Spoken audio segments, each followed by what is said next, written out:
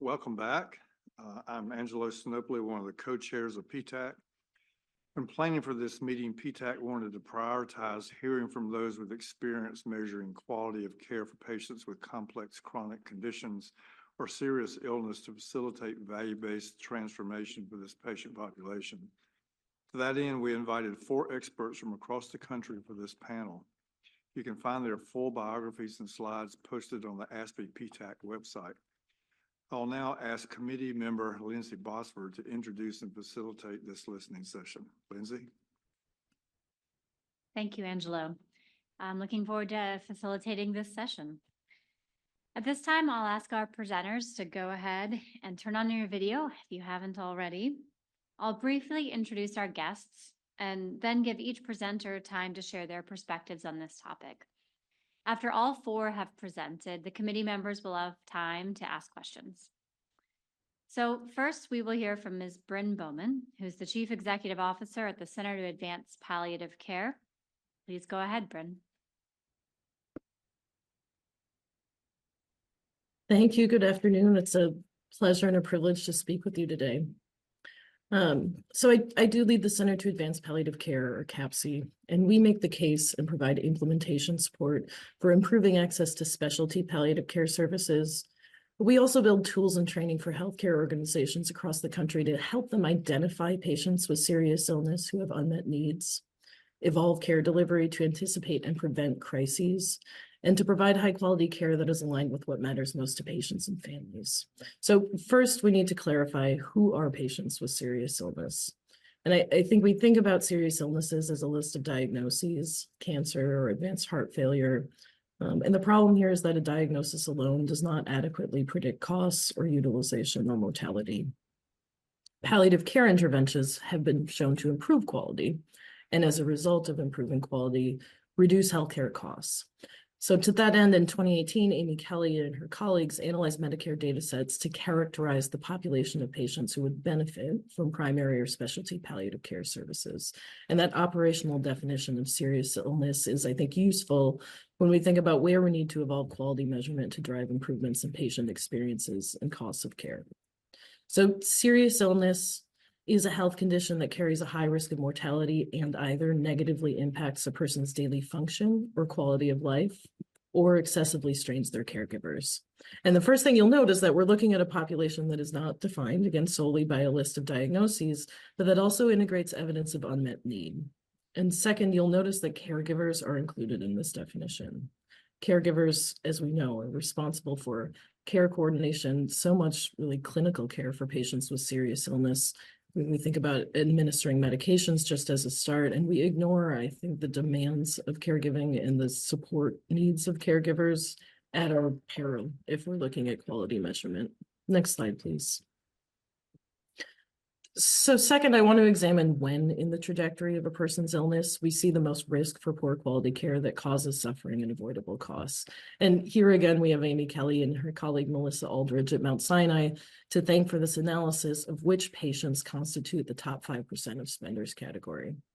This was completed for the 2015 Institute of Medicine report, Dying in America. And perhaps surprisingly, these are not, for the most part, dying patients.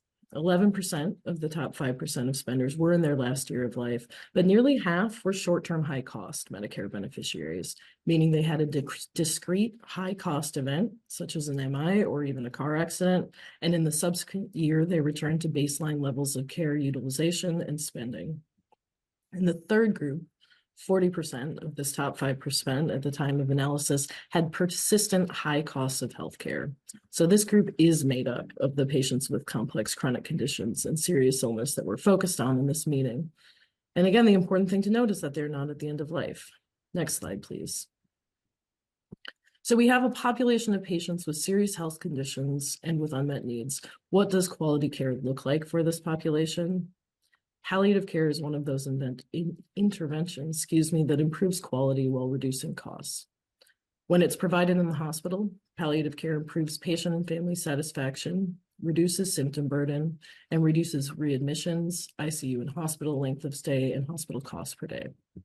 When it's provided not in the moment of crisis, but to patients in their homes and over time, Home-based palliative care has been shown to reduce emergency department visits, hospital admissions, and readmissions. So on top of saving patients and families a lot of misery, home-based palliative care leads to substantial cost savings from reductions in acute care utilization.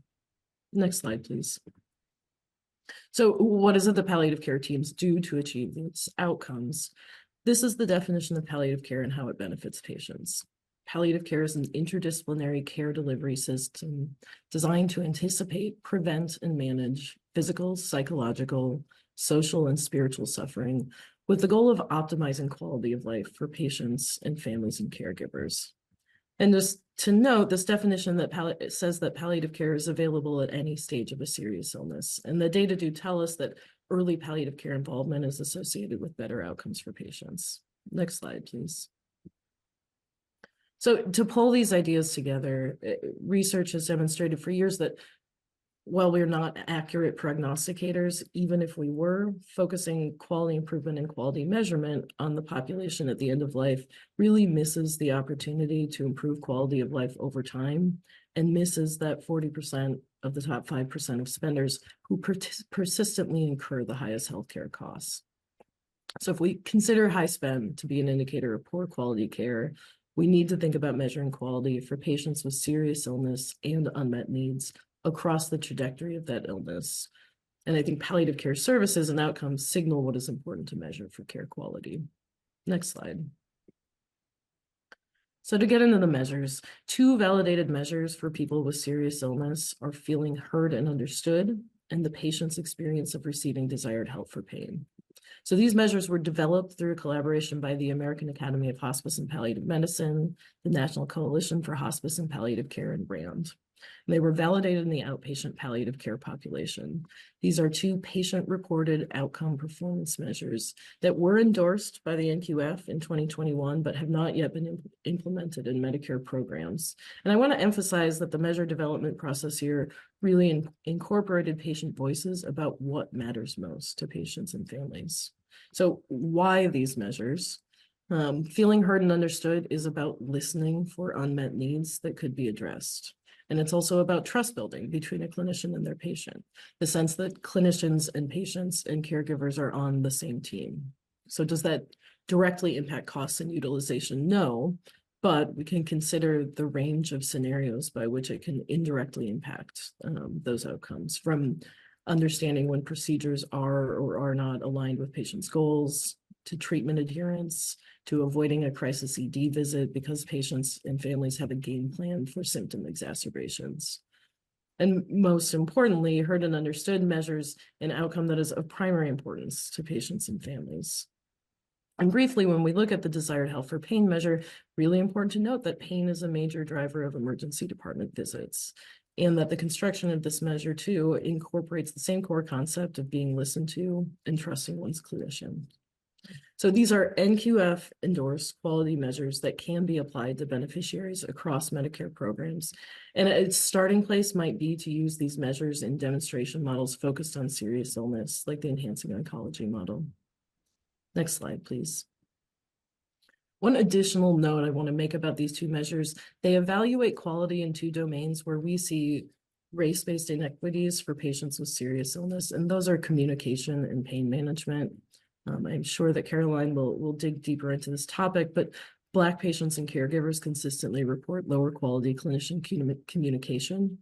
And in study after study, we see that Black and Hispanic patients are less likely to be believed when they report pain and less likely to have that pain well managed. So these are 2 patient measures that align with CMS's strategic plan to improve equitable care and are validated in the palliative care population. So I think we can think of them as twofers that get at key quality factors, driving utilization, and that measure domains of care where there are currently inequities. Next slide, please.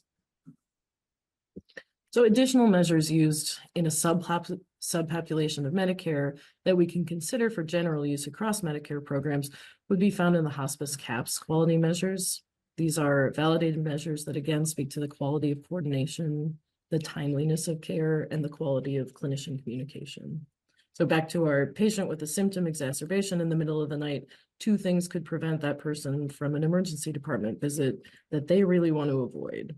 which would be education for the patient and caregiver about how to manage symptoms and respond to a crisis, and somebody to call when it's after hours and they're not sure what to do. So these are two hospice CAPS measures that address these specific concerns, and to me also describe the basic infrastructure and support that seriously ill patients who we know are likely to experience crises need in order to navigate those crises safely and limit avoidable hospital care. And these are measures that are relevant regardless of diagnosis. Next slide, please. So another program that already lays out a really strong foundation for quality measurement is ACO REACH. So that is a model that focuses on addressing disparities for Medicare beneficiaries from underserved populations. And for patients with complex chronic conditions, this means, in addition to measuring readmissions, using days at home, timely follow-up after acute exacerbations, and CAPS. And inside of the ACO REACH CAPS survey are questions about the timeliness of care received, the quality of communication, and whether patients feel they participated in a shared decision-making process with their clinicians. So these are the right measures for patients with complex chronic conditions and serious illness and could be applied beyond the ACO REACH population. Next slide, please. And then finally, I want to call attention for a moment to the fact that traditional quality measures leave out an important facet of patient experience that is a major driver of utilization and outcomes, and that is social needs. For the patient who has an unsafe housing situation, or who speaks limited English and isn't sure of the instructions being given to them, or who splits medication doses because they can't afford the copay, or who has a caregiver who is themselves ill or cognitively impaired or has to show up to work, all of our best laid healthcare plans can fail in the face of those complex social needs and gaps in the social safety net. And it's very true that in recent years, we've taken much more seriously the need to ask patients and caregivers about social risk factors, up to and including a new billing code for social determinants of health risk assessment. But it is time to measure not just how reliably we are asking about social needs, but about how well plans and providers are addressing them. And this isn't easy, but if we survey even a sample of patients, I think we'll get very valuable information about care quality. So I look forward to discussing these thoughts with my co-panelists in the committee. Thank you, Brynn. We are saving all questions from the committee until the end after all experts have presented. So next up, we'll have Dr. Paul Mulhausen, who's the Chief Medical Director at Iowa Total Care, a Centene health plan. Welcome, and go ahead, Paul. Thank you. Terrific to be here. Really a pleasure. Terrific privilege to share my thoughts with you here today. So thank you for the opportunity. You should probably know where I come from. I am a geriatrician. My place in the market has been primary care geriatrics, which has essentially spanned the spectrum of healthcare services, stages of life in among older adults. So nursing home care, palliative care, hospice care, hospital care, home-based health, primary care. So my comments here reflect that experience over 30 years of practice as a geriatrician. Next slide. I do work for a large payer. I do want you to know that my reflections here are my own and really reflect my views as a primary care geriatrician with a stake in how we measure quality, as well as and how we hold total cost of care models accountable for the care and value they deliver. Next slide. So the first question I always have in my mind is why patient-reported outcomes.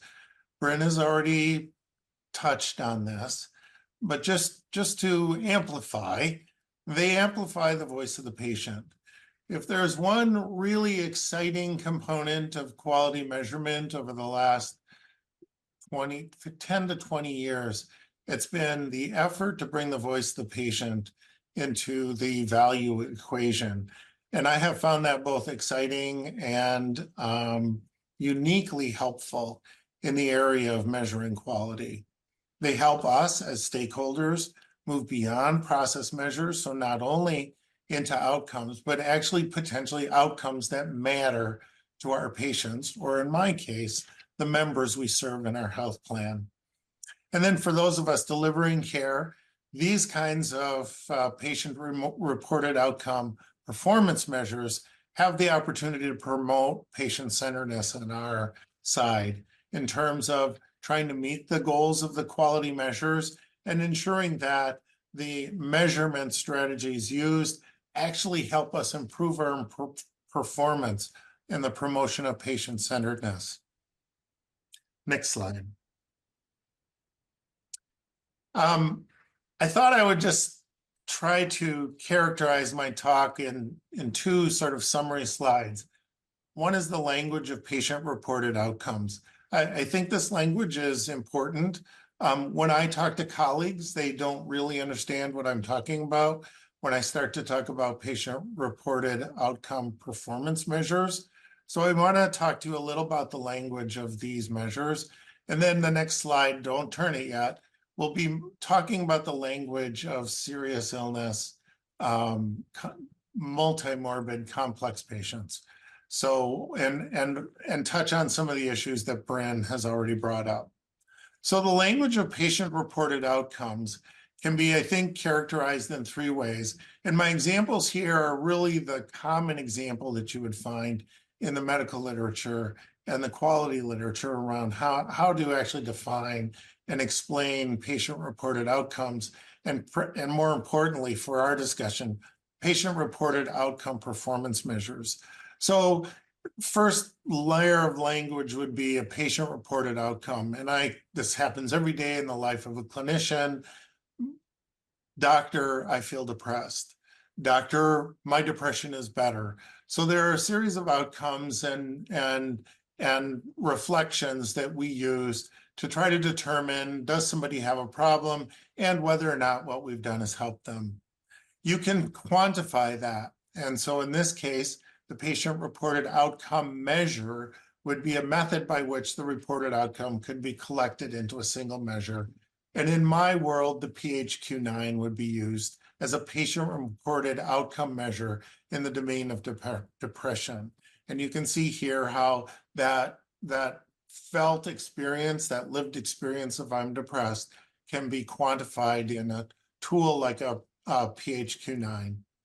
And then the last step in this sort of process would be, how do you translate that change in the PHQ-9 into actually a performance measure? And so this would be aggregating patient information to a valid and reliable measurement of performance. And here you can see NQF-0711 attempts to do this. Now, this is a very important distinction between a patient-reported outcome measure and a patient-reported outcome performance measure. I think many of us conflate the validity and reliability of the two as equal. Oftentimes, you have very valid patient-reported outcome measures that don't perform as well in terms of performance measures. And that is an important thing, I think, for the committee to keep in mind. So next step, our next slide. So there's the language of patient-reported outcome performance measures. And then I want to talk a little bit about the language of complexity. I admit I lifted this from the 5 M's of geriatric or age-friendly care. But I think it illustrates the challenges and the opportunities of applying patient-reported outcome performance measures to this population of people with serious illnesses. They are complex. They have multi-complexity. I'm 30 years into my practice. When I was a young geriatrician, we framed this as comorbidity. They had comorbidity, multiple diseases, multiple disorders.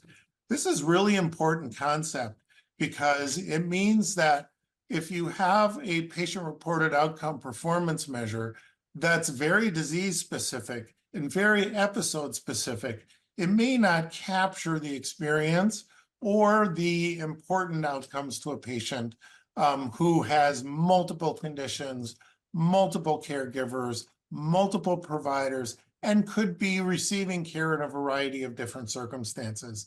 So for instance, Brynn has highlighted the palliative care measures in the home. That's in the home. And I don't think those measures have been validated in nursing homes or other settings. So that would be an opportunity to think through, how do you translate reliability and validity in one delivery setting into others. The next point I want to highlight on this slide is mind. So I work primarily with older adults. We all know that dementia is increases as the incidence and prevalence of dementia increase as people age. It's a very common problem among my patients, and there are varying degrees of cognitive loss. So not only are we asking for people to report their outcome who are suffering from cognitive problems, but there are varying degrees of cognitive problems. And how do you build that into the surveys and tools that measure the reporting part on the part of the patient? And how do you incorporate caregivers into that, or proxies for those particular people who no longer have the capacity to actually report the outcomes of interest? And then Brynn's commented, I'm deeply appreciative of Brynn's comments regarding what matters most. This is the holy grail in my mind of patient-reported outcome performance measures. How do we measure what matters most to people? And how do we ensure that performance aligns with what matters most for people? And yet I think it's in that space that it's often most challenging, because most of the patient-reported outcome performance measures for those kinds of experiences on the part of our patients are very disease-specific and episodic-specific, and may not translate into that 5-year experience that people have when they experience serious illness. Next slide. If you go into an inventory of all the patient-reported outcome performance measures that I can do an inventory of in my basement with a internet connection, you find that most of them fall into these domains. So health-related quality of life, again, very challenging to measure in the clinic setting. Functional status, which I think is an exciting development in the domain of patient-reported outcome performance measures. Symptoms and symptom burden, Brynn has already touched on those. Health behaviors, which are relatively easy to survey people on, but may not be as applicable to our complex serious illness population. Motivation and activation. I have reservations and ambivalence around motivation and activation domain. I think they're really important for chronic disease management and may be useful. For instance, they're in one of the end-stage renal disease models, and I think they can be valuable, but may not be the priority for the kinds of populations we're talking about here. And then the usual, the patient experience and satisfaction domain, which I imagine you're all very familiar with, the CAP surveys and the various domains of the CAP surveys, but that's what's captured in those patient experience and satisfaction. Next slide. As I said, this is the inventory of patient reported outcome performance measures that I can find. There's substantial overlap across all of these libraries of patient-reported outcome performance measures. What I find enlightening here, however, is that they are available. People have been working on this. People have been developing them, and consensus bodies have been endorsing them. So if a payer is interested in implementing and using these kinds of performance measures, they can be found, they can be further developed and enhanced, and they are available, even though I think they're still pretty limited for the populations we're talking about today. Next slide. So here's the opportunity around patient-reported outcome performance measures. If we can develop reliable and valid PRO-PMs that cut across domains and conditions, they may promote accountability. I've had the privilege of working with one provider in a total cost of care model in my career as a CMO for a health plan, and accountability is really important. And I think these kinds of performance measures can be very helpful in ensuring accountability for those who are accountable for total cost of care payment models. They need to be cross-cutting. I think the kinds of performance measures that Brynn has talked about, they cut across diseases. They may not cut across domains of living and service delivery. So I think the models, innovation models present an opportunity to develop those kinds of cross-cutting performance measures. I think care coordination is super important, and those that can capture care coordination, and there are a few pro PMs available that are no longer endorsed, but have been in the past, that are available for care coordination. And then the total cost of care model demonstrations create great opportunities for development. And I want to highlight one here. Brynn has already talked about the caregiver burden, and the guide demonstration project that starts next month includes in the model itself the development of a pro PM around caregiver burden. It's not created, it's not validated, reliable, endorsed, but it illustrates the opportunity around these total cost of care model demonstrations to recognize the need and use the model demonstrations to develop the performance measures. Next slide. There are a lot of barriers. We've touched on many of them, from reporting, cognition, sites of care, health literacy, health equity, sensory changes, cognitive loss. All of these present a serious potential challenge to getting accurate pro PMs. In my own world, we put a lot of energy into CAP surveys, and these are also survey-based, and they will likely require a lot of energy on the part of providers to actually get the information from the patients across the spectrum of types of patients that are likely to be served under these kinds of models. Next slide. So in summary, I think that pro PMs present a high value opportunity for all the reasons we articulated. Unfortunately, most of them are very disease-based or episodic-based and may not be as relevant to a long, an episode of care that extends over years as opposed to days and weeks, and that can extend across sites of healthcare delivery as well as different providers. But the exciting part is that the demonstration projects create opportunities for measure developers and payers to develop these kinds of cross-cutting pro PMs that are more likely to meet the accountability and quality improvement needs of the seriously ill and medically complex populations we're discussing here today. Thank you. Thank you, Paul. So next we have Dr. Carolyn Blaum, who is the Assistant Vice President of the National Committee for Quality Assurance. Welcome, and please begin, Carolyn. Yes, hello everyone. Good afternoon. I'm really honored to be here, and thank you very much. I, of course, am from NCQA. My background also is a geriatrician and palliative care physician. And if you listen to Paul and what he said he's done for 35 years, pretty similar to what I've done for 35 years, with a bit of a dose of academic medicine and now measure development thrown in.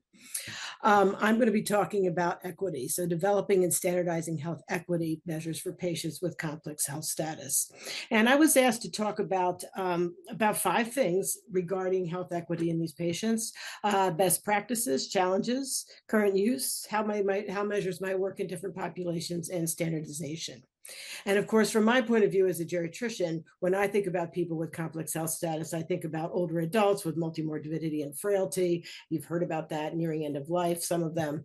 But as you know, there are many other types of complex patients that are around. And I'll touch on that as I go through some of my presentation.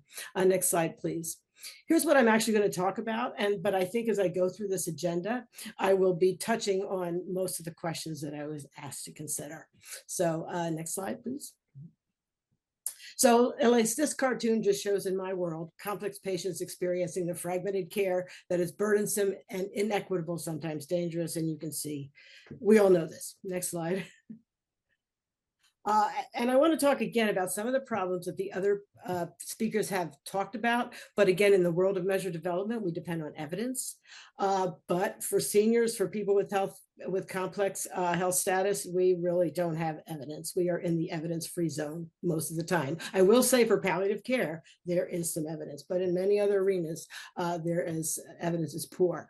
Most trials are disease specific. People with multimorbidity, disability, and frailty are not in the trials. Behavioral health and substance use are poorly covered. So we need new and different evidence. And we need to think about trade-offs, uncertainty, complexity, and of course, we need to infuse equity throughout, thinking about community engagement and best practices, as Cheryl Phillips was sort of pointing out in the last session. Next slide, please. Therefore, our current measures for complex patients, they're often not relevant, or they just flat out exclude complex patients. Sometimes they do cover important activities, but a lot of times they feel like checking the box. They don't clearly foster integration of personal medical care. Our future measures need to address equity and what matters most. And you've heard that over and over again, and I'm going to actually get into our what matters most measure at the end of this talk. They need to improve communication between providers and with people and their families. They need to be flexible and usable in different clinical settings with different and diverse populations and in different with different people. Next slide, please.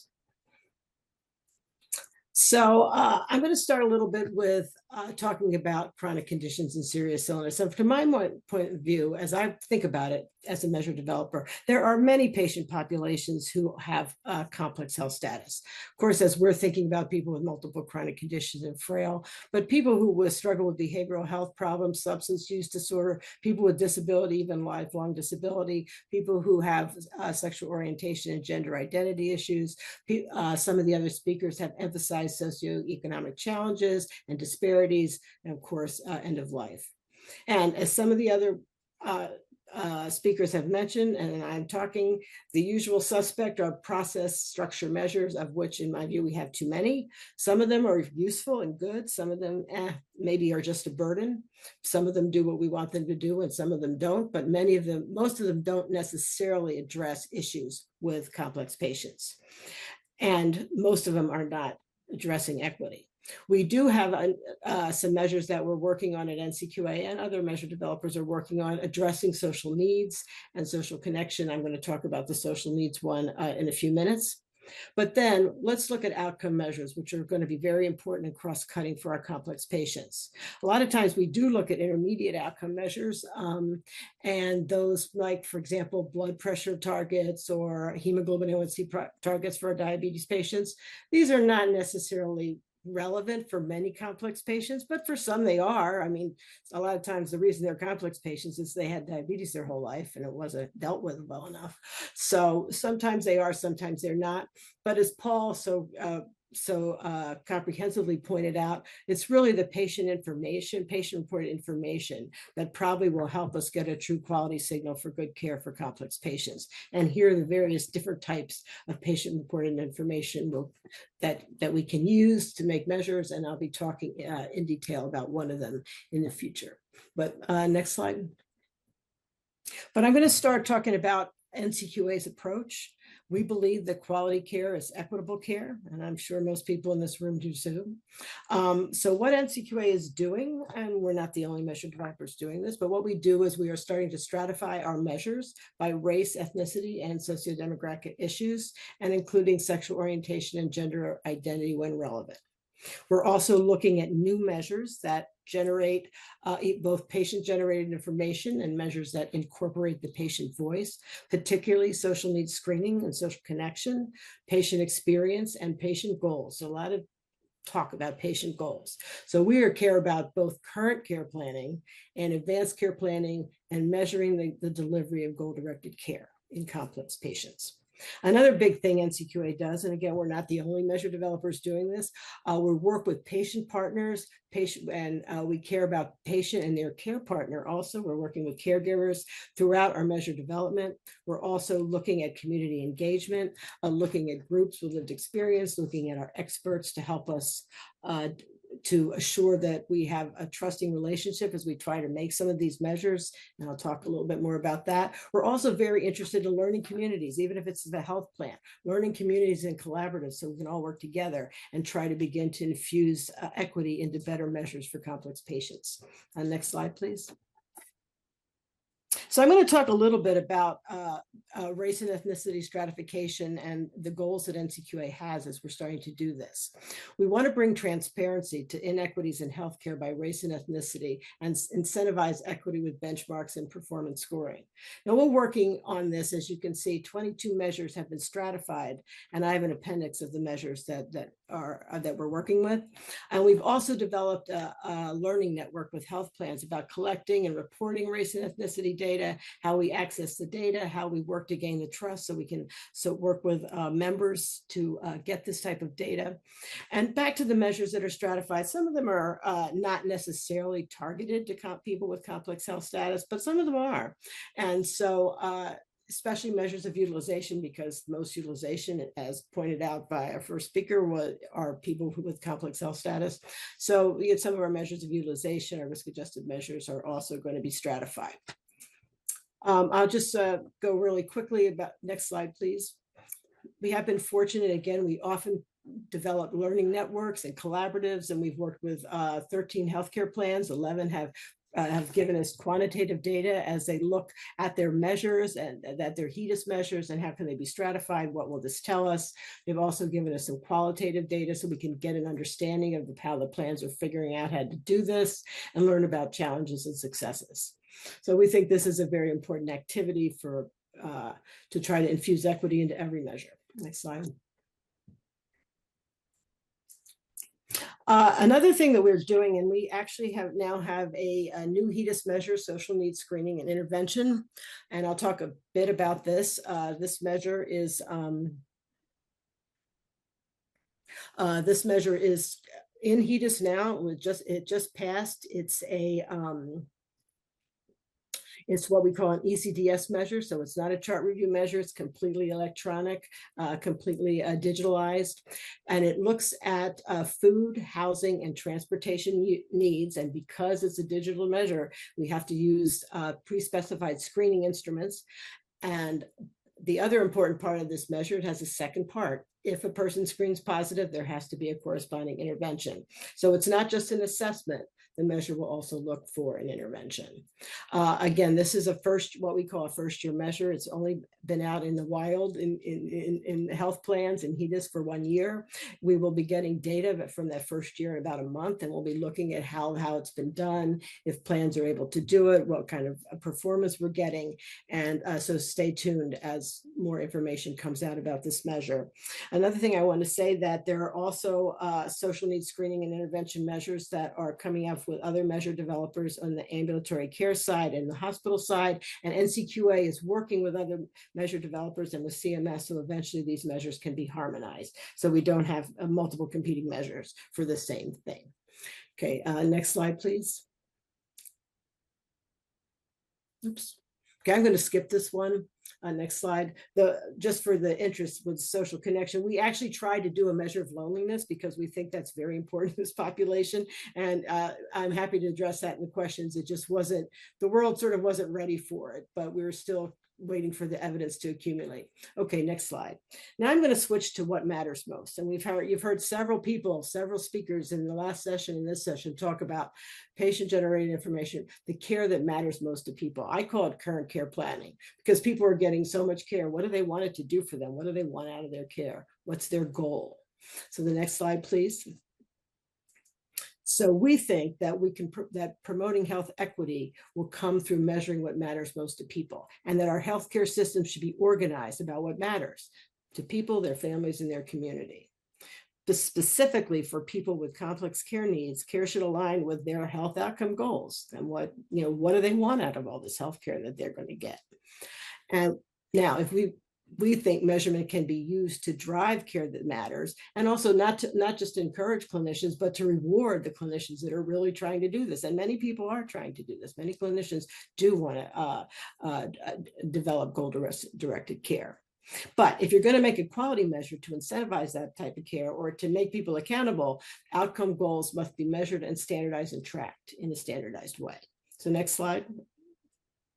So we have 3 measures, the person-centered outcome measures, and you can read this, you'll have your information, you'll get the slides, but the idea is relatively simple. The first measure is to identify the goal and then make sure there's a care plan that addresses the goal. But this requires some conversation and training between the clinician and the person who has complex health status.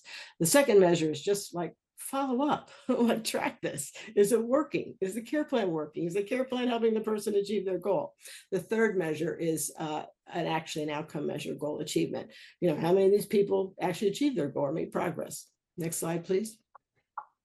Now, we have been testing this, actually, the title's wrong. We've been testing it since 2018 all over the place. And this sort of addresses, can we do a measure of goal-directed care or what matters in different types of people? Well, we have done it in everybody from people who are at the end of life to frail and multimorbid geriatric patients, to people with substance use diseases, to younger people with disability. We have done it with all types of clinician types who are working with the patients and trying to deliver goal-directed care. And as you can see, many places all over the country. So this has been well tested. It's been funded by the John A. Hartford Foundation, the SCAN Foundation, and I will say NCQA certainly has some skin in the game too. And we are working to make this a digital and ECDS measure, and I'm happy to take questions about that going forward. But next slide, please. So, but we have tried to infuse this from the get-go. All the time we've been working, we've had health equity in mind. So in other words, our analysis of the measured data compares race and ethnicity, language, social needs of all the people that are part of it. So we understand how the measures work in different populations. When we recruit delivery systems to work with, or special needs plans to work with, we want organizations that serve diverse populations, and we've succeeded. At least 50% of the people that have been part of this measure are from diverse populations. We also have many patient-facing materials in multiple languages. And finally, that we try to use measures, we try to do training and data and stories that resonate with diverse populations and people. And most important, from the very beginning of this, even before I came to NCQA, there have been patient partners and expert panels of people with lived experience. They have been with us all along. They have been helped to train the clinicians. They've presented it at national meetings. So our patient partners have been a huge help and highly involved. So next slide. And just so this is the next to the last slide, but here's what we've learned from testing, from qualitative results, both from patients, caregivers, and the clinicians. Get better communication, better awareness, builds trust. For our quantitative results, we did have one group where we were able to get some claims, and it was non-randomized, but it was controlled. And we did see a significant decrease in hospitalizations and some decrease in ED use, and improved patient experiences regarding care planning and activation. The other thing I'll say about this is a type of pro-pream or prom that doesn't have, we don't have any trouble with response rate, because this is a conversation during care with the clinician and the patient, and everybody responds. So we have really good, so it's a real problem. So the last thing I want to talk about is some best practices. Next slide. And this comes from our equity group at NCQA. We sort of talked about, what do we think would work? What do we strive for at NCQA? In other words, consider all areas of risk and risks, sociodemographic risks, location to target inequities. Race, ethnicity stratification is important, but it's only part. Link equity to the whole person, person-centered care, identify barriers, take perspectives not just from the healthcare industry, from patients, families, and communities, and think deeply about our process of measurement, like first do no harm. So thank you, and happy to have questions and discussion later. Thank you, Caroline. So our last expert for this discussion is Dr. David Kendrick, who's the Chief Executive Officer of My Health Access Network. Go ahead, David. Great, thank you. And thank you for the repeat invitation. I've really enjoyed getting to present to you a couple years ago on a somewhat similar topic, and I'm going to try and draw that thread of conversation through what I'm presenting today. Next slide, please. These are my disclosures. Note I am on the board of NCQA, immediate past chair there, since we have one of my colleagues there presenting. It's obviously non-paid position. Next slide, please. So first of all, I'm an enormous fan of CMMI. We've used participation in models from the network I operate, My Health Access Network, to really be the nidus of innovation. It's really created the burning platform on which, so to speak, that we've gone about practically implementing solutions for each of these initiatives across the community. And we've achieved some pretty remarkable results along the way. Which we're very proud of. But moreover, we've created real and lasting innovation in our community that persists to this day, which I'll tell you more about. Next slide. So I'll start where I ended last time. This was my last slide in our last get together, and my point in showing it was that you know, just because, I'll use an analogy, just because you want to start a trucking company doesn't mean you can do that everywhere. You really have to make sure that there's not only a system of streets and roadways, but probably an interstate highway system as well. And that means that there's infrastructure, there are utilities, there's a supply of petroleum along the way, and so on. And so, so moving data and innovating on data in healthcare is no different. And so this pyramid shows kind of how we built our network in Oklahoma, the My Health Network, and there are others, many others around the country as well. But I just want to point this out, that to get to that pinnacle of actionable results, really need this infrastructure. And let's dive into that now. Next slide. All right, so you gave me 3 questions. Let's start with standardized patient data. And I bet you can't guess where I'm going to go on that one. Next slide. So this is a picture of data for 4 real patients in Oklahoma or anywhere in this country. And what we see there is that claims data is a mile wide, but only an inch deep. That is, it doesn't have actual biomarkers or lab results, but it does have diagnoses and procedures.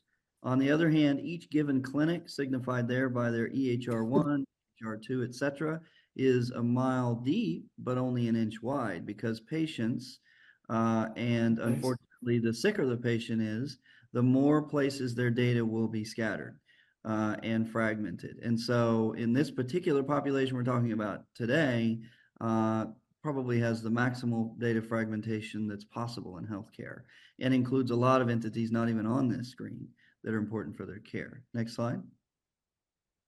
And of course, even claims data, administrative claims data, is fragmented, with 20% of people changing insurance every year. Next slide.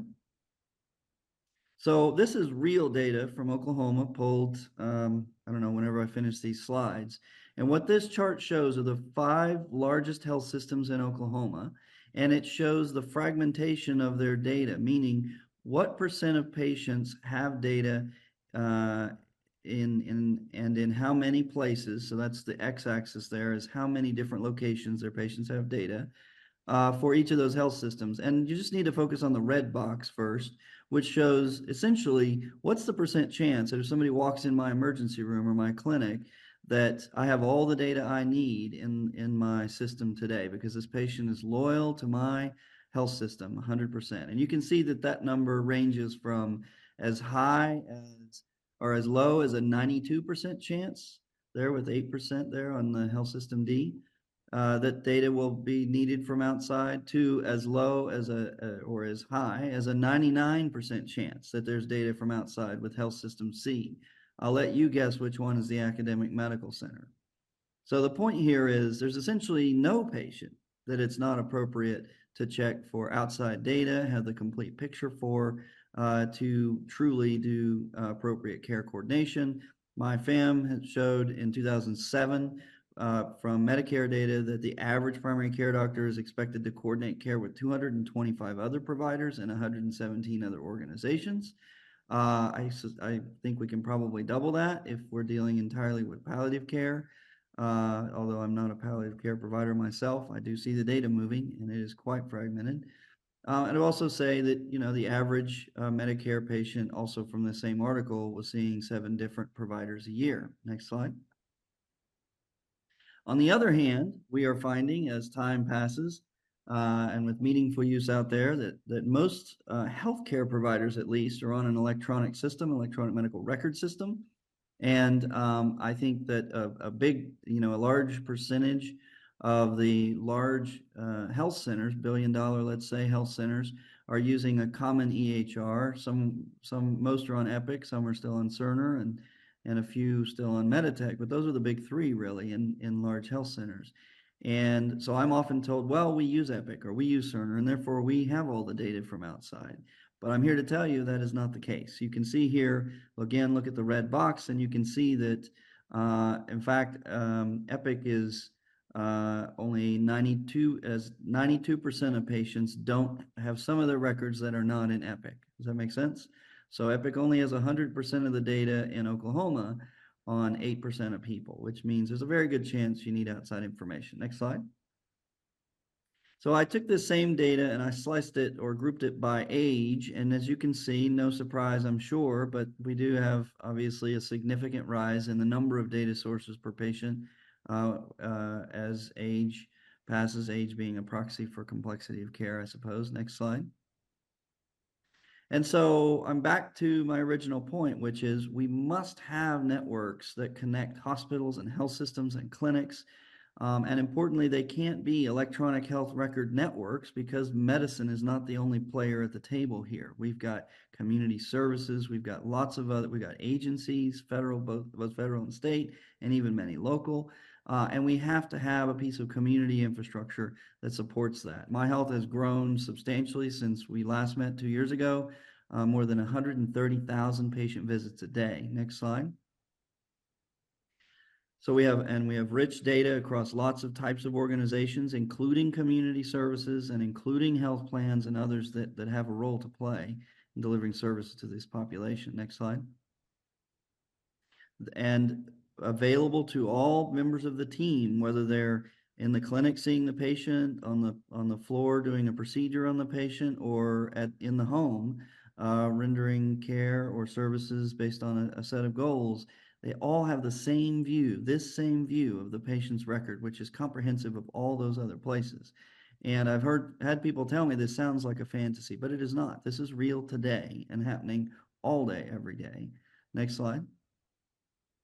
So I want to bring your attention to a new term. When we last met, I used the term health information exchange to describe what we're doing. We've decided that's a little bit confusing because everybody does it. It's both a noun and a verb, and everybody exchanges health information when they need to. So we've put a different term to label what it is we do as nonprofit organizations, making connections in communities, and that is we serve as the health data utility. So you need a power grid, right? You need a clean water supply. You also need a health data utility to deliver comprehensive care and services, especially for complex populations. So like in HIE, it has governance, trust of stakeholders, committed generally to a specific geography, and it generally has most connectivity among healthcare providers and health plans. But a health data utility adds to that in that we deal with social needs data, we deal with government agencies, we deal with education data, we deal with lots of kinds of information that needs to be protected and secured, and we have a broad range of stakeholders up to and including tribal governments and sovereign entities such as that participate. Next slide, please. So this concept of the health data utility better helps us describe what roles we have played in the past, continue to play, and will play in the future in helping to understand the real costs of healthcare, the quality, improving the patient's experience. I'm going to tell you more about that in a moment. And then, of course, being prepared for the next thing that comes along. The health data utilities in this country did a lot of important work during the pandemic. Next slide. Second question is one that I'm not quite as much of an expert in, so I was glad to see the previous presenters talk about specific measures. Next slide, please. But I'll tell you about some that I've come across and just in general from my experience with measurement.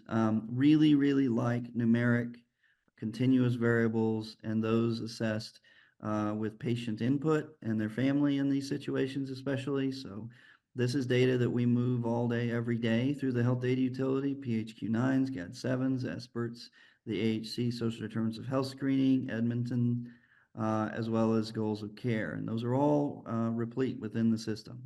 already and in the central record. But I also think there are important system-centric measures here because we have to continuously improve this complex system. You know, are pulsed and mulced out there and being tracked and available to the next provider in line immediately, including emergency providers. Caregiver support and funding where available. Those caregivers are covering a lot of gaps for us in the home and in other places. And I'm proud to say Oklahoma now has a model for that. We're probably last in line to get it done, but we've now got it. Family supports, cultural sensitivity, including communication in the patient's preferred language. And I'll talk more about that in a moment. And then things like drug diversion protection. Next slide, please. So I knew that our first presenter today was from a policy organization well versed in this. And so I consulted with a colleague in palliative care and got pointed to another organization to show as well. I think both have incredible content. I was blown away by these guidelines for excellence in palliative care, the 8 domains here with lots of practical materials. I'm not going to go into them because I think they're self-evident, but I just wanted to call them out if this group has not considered this body of work as well in your planning. You definitely should because it's really valuable. Next slide. So what strategies can we use? And again, I'm coming at this from a practical implementation perspective. Next slide. So here are 6 strategies. I'll go through them as quickly as I can. First, next slide.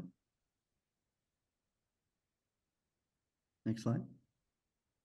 So these health data utilities are not rare. There are 75 of them across the country.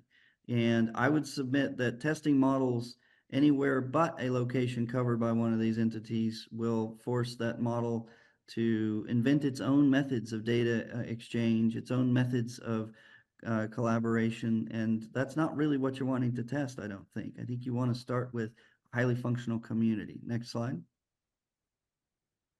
Next slide. The next slide is recognizing that patients move beyond boundaries of the community they're in, although perhaps less so in these complex situations. They still might, and they certainly deserve to. Next slide. So these networks, these health data utilities are connected to one another in something called the patient-centered data home, which is obviously a play on the term patient-centered medical home. We developed this network in 2015 and have connected 40 of the 75 networks and are on track to connect the rest into a live data network, meaning you don't have to go get the data. It's actively pushed to the next place in line that needs it to take care of the patient, which is a rare commodity in our healthcare system today. Next slide, please. Okay, next item is, now that we have that infrastructure, use it. Be alerted. Next slide. Use that structure. We do alerting to unplanned critical events like admissions, discharges, and transfers. We call them care fragmentation alerts. As this slide shows, patients over the last 24 hours that have had an event and what kind of event it was in various locations so that we can coordinate that care and let everybody in the care team know that something has occurred. Next slide. Things like impending 30-day readmissions based on utilization events can be alerted to and so forth. Next slide. The next one is to deal with expected and planned events. So the first one was the unexpected that I just talked about. Now, what about the ones we expect and plan? How can we make that go better? And in a prior life, I've developed and rolled out systems that do this. Next slide. To coordinate care and actually actively manage the referral of services. So pretty easy to make referrals within a health system. It's very difficult to make them beyond. And in fact, healthcare is the last bastion of the fax machine for that reason. And so I think it's important to embrace electronic systems for referrals between primary care, specialty care, but also healthcare providers and social services, as well as all members of the team. And that can be done in a very discrete way. In fact, our network in Oklahoma was the test site for the closed loop referral system based on the existence of this. Next slide. And so we were able to show, as you can see, a dramatic improvement in the so-called loop closure rate between 2 clinics, one using the technology and the other not. Next slide. And so we also layered in e-consultations to this. And next slide. We were able to allow providers, essentially anytime there was a differential of knowledge or experience, to allow 2 people to collaborate asynchronously to arrive at the best plan and the best approach for the patient. And we were able to demonstrate that produced significant savings in the Medicaid population. Next slide. Next slide. So the next item is how do we get these patient-reported outcomes? How do we get feedback from patients when it's not me, the person who they're judging, asking, don't you like that? Didn't I do a good job for you, right? How do we get independent feedback? And so we at MyHealth have recognized, and this is our Accountable Health Communities model intervention, the same picture you see for fragmentation in healthcare data, we see, if not more so, for social services information and social services that are being delivered to the patients, here called clients. Next slide.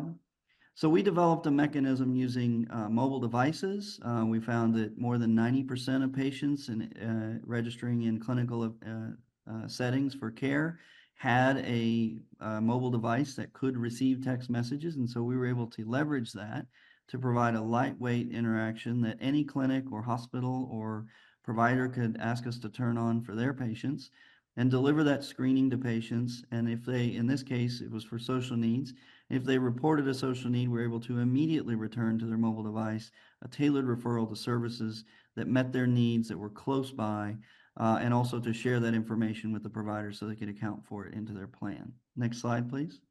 It's very lightweight. It's the AHC screener, should be well known to CMMI as the originator of it. You can see that it takes patients about 3 minutes to complete it, whereas it takes a facilitator with a provider between 12 and 15 minutes to get the patient through it. Next slide. And so speaking of reducing provider burden, this has been a tremendous benefit there. On this screen, you can see the immediately delivered set of referrals to these patients who completed the screening, and they can click any of those links and be talking to the service. They can see eligibility and other things. Next slide. And so I'm happy to say that model, which we kicked off in 2018 as part of the AHC, continues to this day, and we just hit 4.6 million offers to screen and 1 million patients who've completed the screening over time. It turned out to be COVID-proof because even when patients were using telemedicine or were at home, the screener worked, and that's part of the reason that I think this is a good approach to use potentially with this complex care population, especially for the homebound portions of their care, so they and their caregiver can have an opportunity to give feedback independently and without fear of retribution from somebody who's providing them care and control for their pain, to give, even anonymous if you set it up that way, feedback, but in real time and in context with their care. Next slide, please.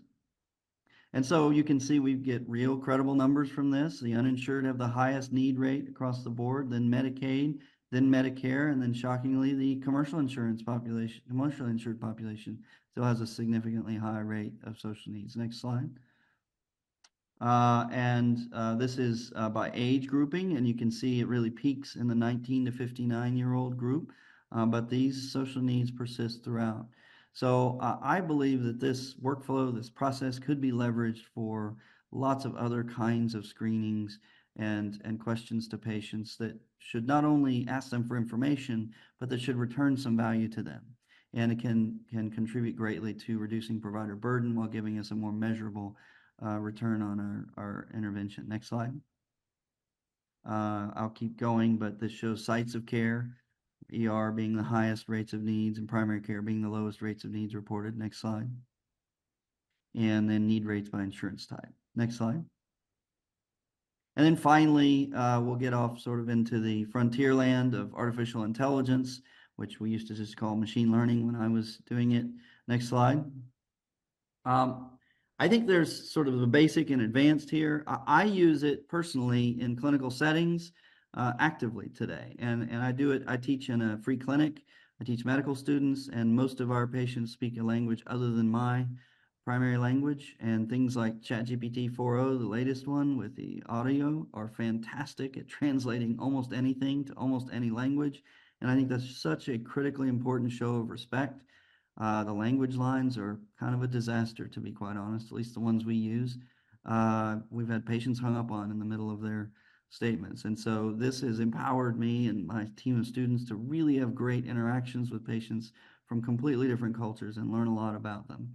And then if we move into the advanced space, And I think this applies obviously to the written materials and other things that we can put into their languages as well. In the advanced space, with the health data utilities, we've aggregated not just one hospital set of data or one clinic, we've aggregated entire lifetimes worth of healthcare data into one system, including their, from birth to death in some cases today that we have in the system in many cases. And when you add to that the social determinants of health data that we're gathering in real time as well, you've really got an opportunity to train AI models on something that is free from the fake information. It's just objective data, and get new insights on how these systems can be developed. And I will stop there. Thank you, David. Lots to digest. Now we'll open the discussion to our committee members. So at this time, PTAC members, please go ahead and flip your name tent up. If you're on Zoom, Lauren and Josh, feel free to raise your hand in Zoom if you have questions for our guests. All right. We'll go with Lauren. All of you were fantastic. I could spend an hour asking you all questions, but I'm going to start with David. So I work deeply in the space of complex populations, and closed loop referrals are really essential in stabilization and integration. I'm curious what evolution you're seeing with some of the existing structure that's out there, like Unite Us and Find Help and Aunt Bertha, and what you're talking about in an integrated structure. Mm-hmm. How are they playing together or not, and what do you see as the future of that? So, so I worked in this space even as a senior medical student. So which is many, many years ago. And so when the Unite Us's and the Aunt Berthas came along and the closed loop referral, the word closed loop referral began to be used, my ears perked up because I'd been doing it for a decade and a half at that point. And what I was struck by is similar to the way I would say, mistreated behavioral health and medical care. We were again creating an artificial separation between social services and healthcare. And I only see point A and point B, regardless of what it is in a referral. And so had always built systems. The one I was showing you that we studied is agnostic to whether it's a referral to a cardiologist or from a primary care doctor to a cardiologist or to a food pantry. All of the same levels of control, the maintenance of statuses, for example. I know that's kind of wonky, but we discovered there to be 24, in some cases 25 unique states that a referral could be in.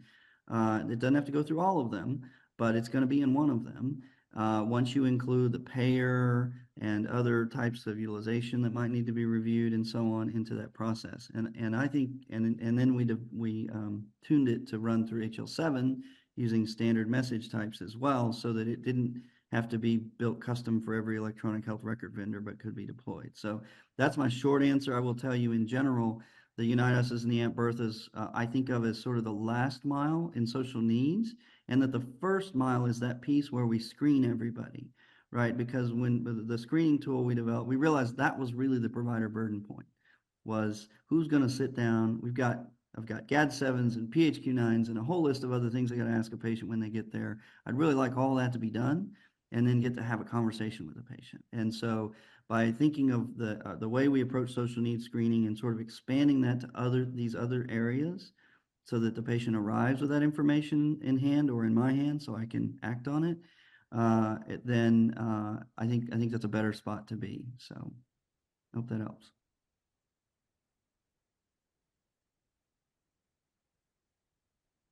Any other thoughts in response to Lauren's questions from our other panelists? I guess I actually do a lot of work with Find Help, and I really like it.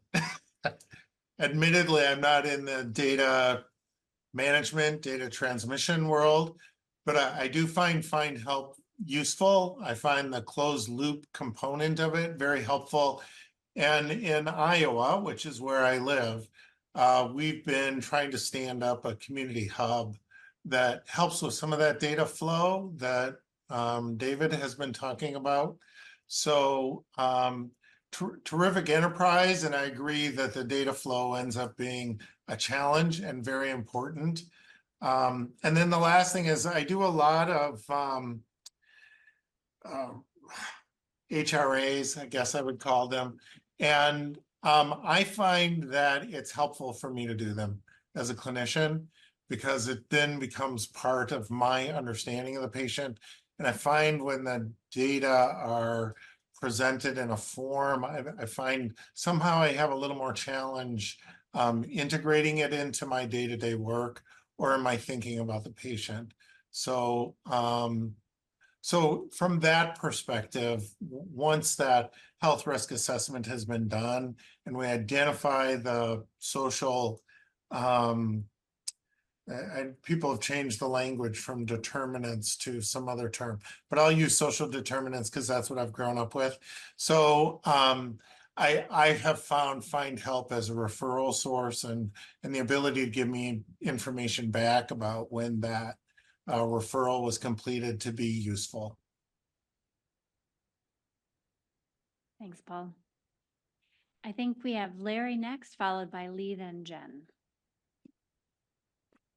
Again, what a great panel. You guys all spoke from experience, which is what we needed. I want to address my question to Paul, but I think any of you could also pipe in if you want. On your prompts, are you using any of them proactively? Do you send them out to patients proactively to monitor their activity? And if so, are you using any technology for that? So in my very tangible world where I am using, I would have to say it's mostly PREMs, so patient reported experience measures. We use everything we can. We will send surveys out in hard copy. We will use text messaging to engage people. We will send a person to their house to try to get it done. So, but the energy that goes into getting that information, I think, is important for the committee to understand. I think David's approach is very exciting, and I really loved what Carolyn had to say about a patient-reported outcome performance measure that happens at the point of care. That's really quite exciting, and it sounds like it's relatively easy to do. Most of these are relatively complicated surveys. Some of them are, three-point questionnaires, but most of them that are available to us are really extensive surveys. And so they're a little bit difficult to do. I myself have a spouse for whom I'm the primary caregiver because of her disability. And, when you're sitting there filling out all these forms, it is a challenge. And when they send her forms on the internet, she can't do them. So, I have to find them and then do them. And then I don't even know that they know I'm doing them. So a lot of effort goes into it. It takes a variety of strategies to actually achieve engagement with our patients. So, a variety of strategies, for the most part, in my mind, have to be used because most of these are not done at the point of care. Yeah, I'm going to pop in on there too. And of course, at NCQA, I have always been very interested in how do we make pro PMs. And you talked about that because if you go from the prime, you have to see if the score changes so you can get a measure. But it is unfortunately somewhat burdensome, and not just to the provider, to the person trying to do it, So, you'll have advanced healthcare system, advanced primary care, where there's all kinds of things in the, automatic check-in, and people don't do them. So I think one of the challenges is to make sure that what we use is meaningful to people. That's why at the point of care, as I say, with our PCO measures, everybody answers because people want to tell you what their goals are. they want to tell you what that.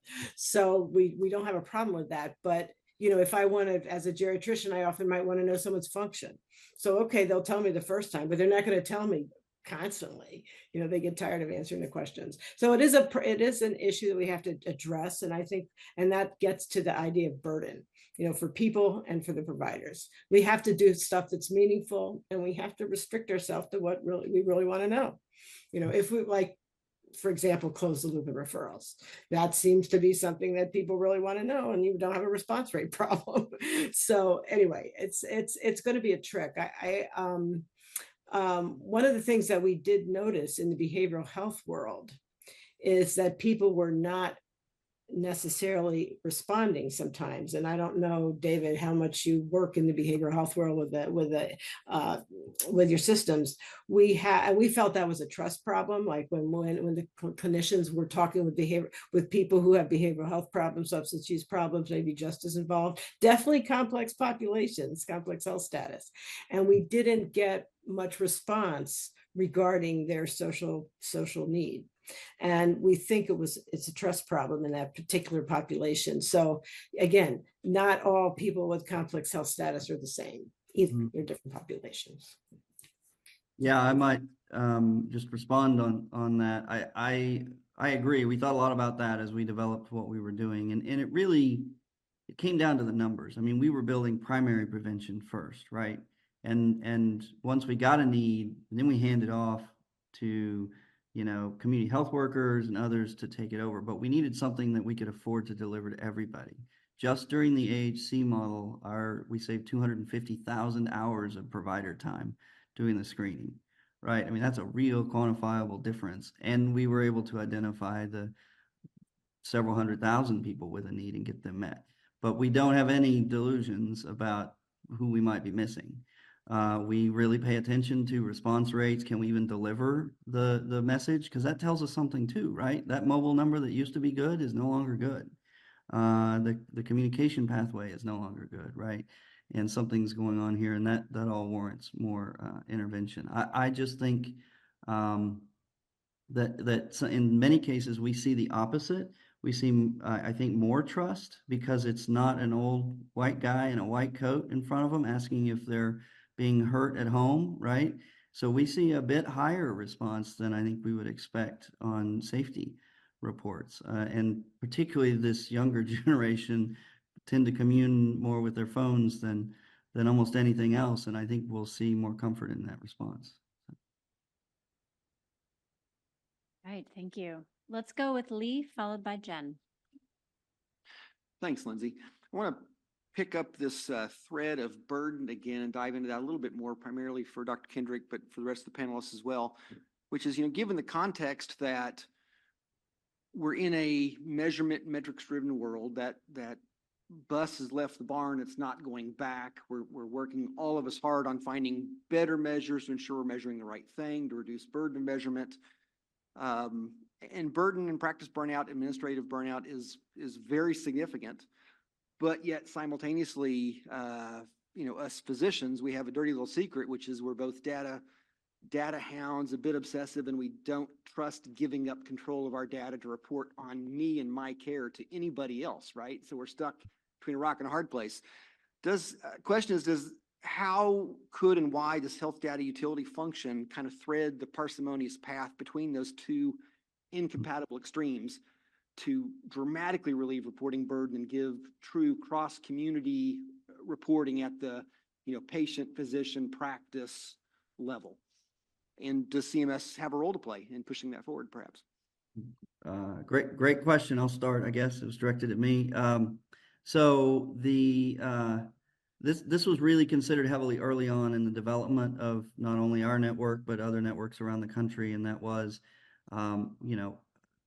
how are we going to engage with one another? How do we deal with trust? We always say that interoperability is powered by trust, is fueled by trust to start with. And how do we develop that trust? And so we had to build the policies and the procedures that made everybody comfortable, obviously HIPAA, and then 21st Century Cures came along and others that we adhere to. But we also had to deal with things like competitive business pressures, right? One health system to another, one health plan to another, one university to another. And so we established governance very carefully to include competitors in the governance of the nonprofit. We chose a nonprofit model to start with because we didn't want to put profit motive in the exchange of health data. And that enabled us to get the data moving. And then in general, we found ourselves playing a role, sort of a role of compromise in between the payer side of the world and the provider side of the world. I've actually got a slide on this I could show you, but it basically says, look, we receive the clinical data in real time. We receive the administrative claims data on a monthly basis. And when we do things like help with quality measurement, it's inevitable that a provider is going to have information that we can include in their measure for them that they had no idea existed, because the colonoscopy happened somewhere across town, or the required screening to meet the measure required in some other location. And so in that sense, we've had to both, sort of lay the groundwork, build the trust in the policies, and then really deliver. We helped one large health system in Oklahoma improve from the bottom quartile to the top quartile in their performance on colon cancer screening, simply because of data they had no idea existed. And I have no doubt that this is in the same place. Now, in terms of CMS's role is critical here. And, as the largest payer and the tone and trend setter for the rest of the nation, this infrastructure can only persist and grow and exist if CMS is supportive of it. CMMI can, as I've been advocating for, could use these nodes to deploy its innovations and test them and not have to do all the rework of building data interoperability, but can start with it as an assumed existence.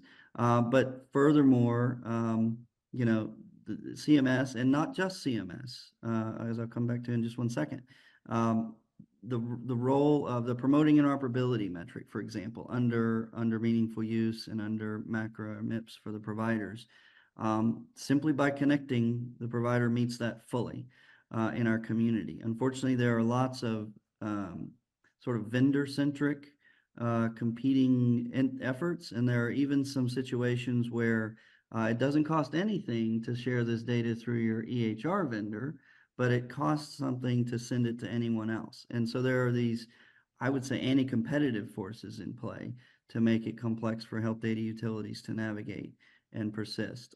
If I had a nickel for every time somebody told me, oh, we're on Epic, we don't need anything else, or we use the Epic payer platform, we don't need anything else, and then I show them, look how many care gaps you're missing that are not there.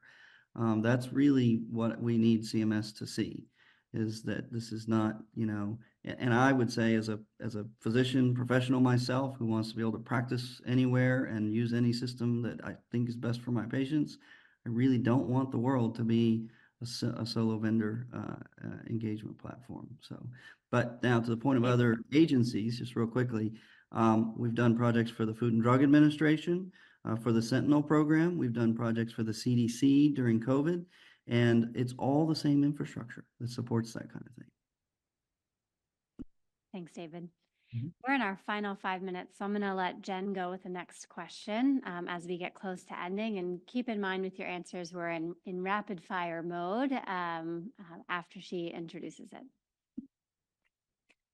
Thanks for a fabulous discussion. I'm going to actually riff a little bit off of the question that Lee asked, and David, this one's for you.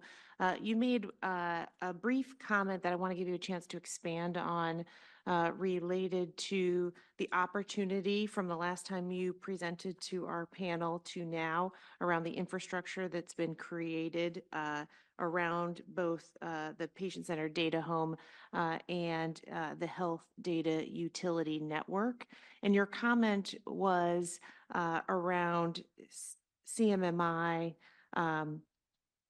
leveraging this network in its models as a deliberate strategy for testing. Can you talk a little bit more around what your ideas are to leverage this network, what that might look like, either from a payment or care delivery or model perspective for CMMI, CMS, or other regulatory bodies? How would you incent leveraging this in a way to encourage participation in care delivery? So there are a few steps in CMMI's process, and I'm not intimately familiar with it, but from being around it, I've observed them. One is choosing regions that are eligible, and it could be possible to emphasize some of the regions that have good coverage, good governance, and good data interoperability. And we could even provide some metrics on that might help to guide. those regions. I can tell you that when we started the Comprehensive Primary Care Initiative, we were just starting our network and spent the first 3.5 years just getting data moving. So that's one opportunity, is to choose regions that are connected as well. The second is to prefer provider groups that are already in these data exchange agreements. It's not the same to say, I'm on TEFCA or Care Equality, or we have Epic, and therefore the other Epic in our community can use Care Everywhere, right? Because those are federated, meaning I have to go get a piece of information. And by the time I have to go get a piece of information, this patient survived the hospitalization and they've come to see me and they're sitting in my clinic. I need to know when that patient registers for care in a new hospital or clinic, so that we can not repeat everything, so that we can get the plan in front of the new ER doc or the new admitting physician or the new place they're getting discharged to coordinate that. So I think a network that's actively pushing data where it needs to go is critically important. And I think the incentives I would create there are just to ask for providers who are engaged in those networks. Okay.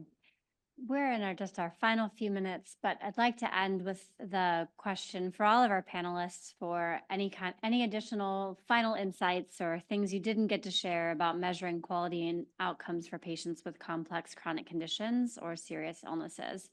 And I'd like to first start with Brynn, followed by Paul, Caroline, and then David. Yeah, thanks for the opportunity. And I'd like to pull together a couple of threads that I think were reflected in most or all of the talks that you heard today. And the first is the reality that we do not have any validated quality measures that, as we've said, is so important, that are cross-cutting across care settings, across disease conditions, but that it is worth the investment in difficult data collection and in measure development to get there. And I'd love to emphasize Paul's point that CMMI demonstrations are an excellent opportunity for measure development, for measure testing, for patient-reported outcome performance measures. And then second, again, I'd like to just put a fine point on the importance of including caregivers in this equation, whether caregivers are being identified, whether their needs are being identified and addressed, whether their level of distress is being identified. And so to just put a plug that we include caregivers in the unit of care and in the unit of quality measurement as we think about how to move forward. Thanks, Brynn. Paul, any final comments? Yeah, I have two. So one is this, that the reality is that the process measures that are available out there and present a burden for people like me to have to be measured on are not uniquely helpful to the care of this complex population. And I think the kinds of measures that Carolyn and Brynn and David have talked about here could focus what we're doing actually on what matters to the patient. And if that could be where the energy goes, it might reduce the burden in the other spaces of quality reporting that take place. And then my second is there's a lovely example. So Brynn talked about caregivers. The guiding and improved dementia experience model has as a goal to develop the caregiver burden ProPM. And I find that very exciting and a lovely example of what could be done. I mean, assume it succeeds. What could be done with an innovation model to address some of the meaningful areas of quality that we need to be promoting for this population of care. So those are my two reflections. Thanks. Thanks, Paul. And let's close with Caroline. Okay, well, I just want to get us back to equity, because there weren't, and I'm sure David deals with this in his health data utility, because the providers that take care of some people, diverse populations, are not necessarily as digitally connected. We certainly have a digital divide with our patients, and especially complex patients and people with older adults, people with disabilities can't really access some of the digital tools that we want to use, and the providers that take care of them can't always access, the digital capabilities to, access our ECDS and our digital measures. So I think equity is a big, although we have the capability of addressing equity through technological measures, we also have the capability of making it worse if we're not careful. So we have to look at the digital divide from the point of view of all stakeholders, from the people and the caregivers and the providers and people like David that are trying to promote interoperability and string it all together. So let's not forget equity. It's my comment. Thanks, Caroline. And David, we've put you in the hot seat enough already, so we'll spare you the last one. But I think on behalf of the committee, we'd like to thank all four of you for joining this afternoon, and you're welcome to stay and listen to as much of the rest of the meeting as you can tomorrow or for the closing remarks to come. I'm going to turn it over to Angelo. Well, thank you. And on behalf of the committee and our audience, I'd like to thank each of our presenters for the insights and excellent presentations in this group and all day today. It's been a fantastic day. We so appreciate your time and expertise. And at this time, we're going to take a short 10-minute break until 4:20 Eastern time. And then we'll come back to reflect on the day today and discuss some of the potential comments and recommendations that we'll make to the secretary. So thank you. We'll see you again in 10 minutes. Produced by the U.S. Department of Health and Human Services.